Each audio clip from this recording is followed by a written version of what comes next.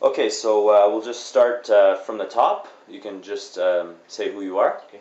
Hi, my name is Michael Pengue. From Montreal. I've been an activist for the most part, I'd say just before 9/11. And in 2004, I got really involved in 9/11 activism. And in 2007, I started a group here called Montreal 9/11 Truth. And by the way, I'm not a right wing. I'm a proud lefty. So recently there was a protest in Montreal against George Bush's visit to Montreal, and there was a confrontation between you and anti-war activist Jaggi Singh. Could you give us your version of what happened? Yeah, well, what happened was that I was just within minutes before I confronted Jaggi. I remember there was this Afghani gentleman that I encountered, and we began talking. And then I learned from him that he had lived in Afghanistan when the Civil War was going on, the Soviets and the Afghans, and he was on it. He agreed with what I was saying, that Al Qaeda is a tool of U.S. foreign policy, and he agreed with me. From my understanding, he agreed with me that this has to be exposed. And he says that, from I remember, that he says that he has tried to bring this up to the anti-war movement, but they just tell him, no, we can't go. Standing alone, because I was waiting for the rest of my buddies in Montreal 9/11 Truth. And as I saw him approaching with a bullhorn, I've always wanted to challenge him, because some of the things that I disagreed with some of his tactics, what he does. And I decided to go right next to him, right beside his ear, and I whispered in his ear, which intelligence agency are you working for? CIA, Mossad, CSIS, DIA, which one? And of course, he was shocked, like, what's this? Where's this coming from? Give me your email, he says. We got to talk this out, And for some reason, I decided not to give him my email, which I regret, because I like to continue the discussion, which I think we will now. But then I continued saying, Jaggi, you're a left-wing gatekeeper. Because how come basically you contain certain issues? You don't go and tell the public, for example, that Al Qaeda is a creation of U.S. foreign policy. Even after the Soviet-Afghan War, for example, we have tons of evidence, as documented by Professor Michel Chossudovsky with his amazing research, that the Americans have been in bed with Al Qaeda, Islamic fundamentalists during the Yugoslavian War. For example, they were sending mercenaries there, as even mentioned by FBI whistleblower there, Sybil Edmonds, how Mark Grossman was one of the key characters basically shipping in these mercenaries, the Islamic mercenaries, into Yugoslavia. Is that the Al Qaeda is a tool of U.S. foreign policy. We have tons of documentation, congressional documentation, as Michel Chossudovsky says, that these Islamist fundamentalists basically were in bed with U.S. intelligence, the Anglo-American intelligence. And then he yells out to me and says, I'm not an anti-Semite. And I says, what's that supposed to mean? I reply, and I say, well, there's also many Jews within our group, okay? One of my biggest heroes in 9/11 is actually Michel Chossudovsky, who was a son of a Russian Jew, And I moved away and decided to get my own bullhorn to counter what he was doing with his demonstration. So I continued basically the same talk with my bullhorn. It goes, come on, people, if you folks are anti-war activists, why don't you expose the lie, that Al Qaeda is a creation of U.S. foreign policy. They need an enemy. Okay. And anyway, and when that was happening, the media was taking pictures of me, what was going on, and people started applauding to what I was saying, So your statement about Al Qaeda being a tool of U.S. foreign policy, did Jaggi respond to that statement? No, he was basically just quiet. They didn't respond to that. Okay. Now, you going up to Jaggi and asking him what agency he works for, CIA, you never discussed with the rest of the Montreal 9/11 Truth Group that you were going to say that, right? No, they're just basically out of impulse. I believe basically if you want change, not only do you need to be a protester, but you also have to get an office. Either you try and get an office or help people that support your ideas. This way you can get them in office. But Jaggi seems to be, from my understanding, seems to be like a person who just wants to protest. Just wants to protest, raise a lot of shit.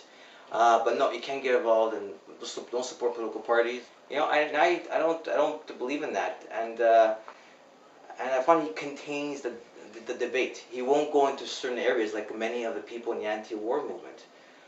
For example, they won't go into 9/11.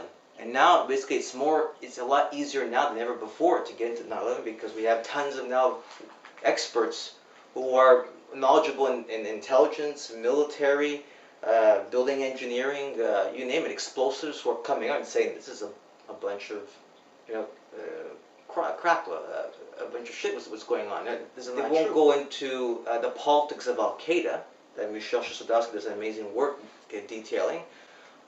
They also won't go, for example, into the overwhelming evidence that we have, thanks to the work of Dr. Daniel Ganser, that NATO, for example, the CIA were involved in the state-sponsored terrorism. And this is very important material because if you're an activist, okay, and you're trying to propagate peace, you have to know how basically the politics of divide and conquer work. And a lot of young activists probably don't understand this game of basically of infiltration, sabotage, and that kind of stuff. And I feel that activists, if they don't know these things, if they don't know the name of the game, then basically it's useless. We're open to sabotage, infiltration, because they don't know basically the politics. And they stay away from these things. They won't even go, for example, into the Bank of Canada. They won't go into that. That most of our tax money, it's 95% of our tax dollars goes to pay the interest from the money that we borrow from the private sector.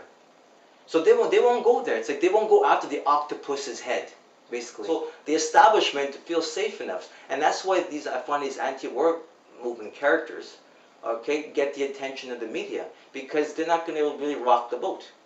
So give us some of your reasons why you suspect him of being an agent, or whether he knows it or not.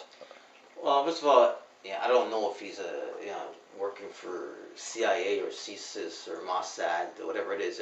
I just said like you don't know if he's working for anybody. Period. I don't know. You have no proof. I don't know. It's a suspicion. It's just suspicion, but he doesn't even have to be working for them because he's behaving like one who's working for them, for example, and he's playing the game inadvertently or overtly excellent. That he doesn't need to be paid because he plays the role perfectly.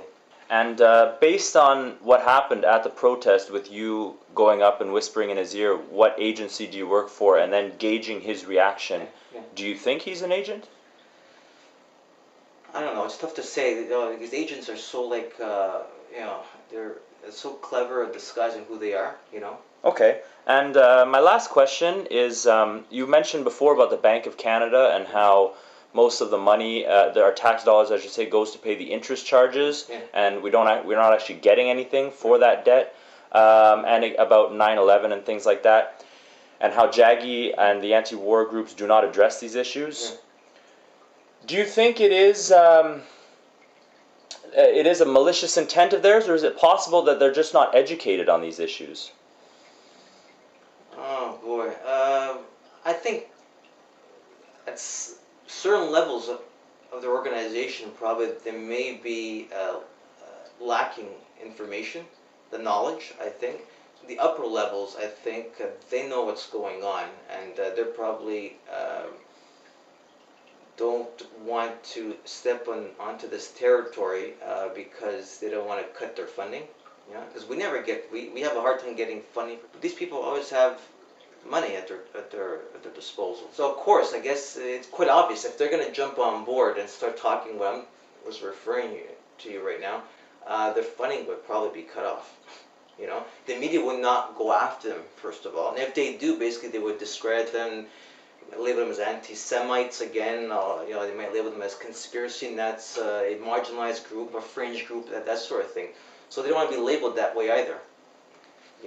Okay, I'm sorry, I said that was my last question, but actually I do have another question, and that is, do you think that the anti-war groups and the 9/11 truth groups should combine forces and work together?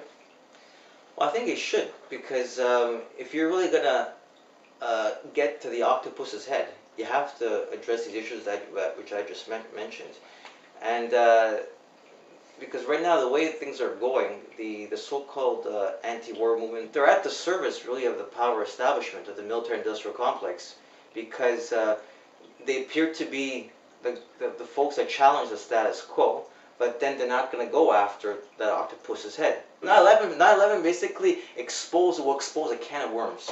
Because once you go after 9/11, God knows what else is going to be coming out of the closet.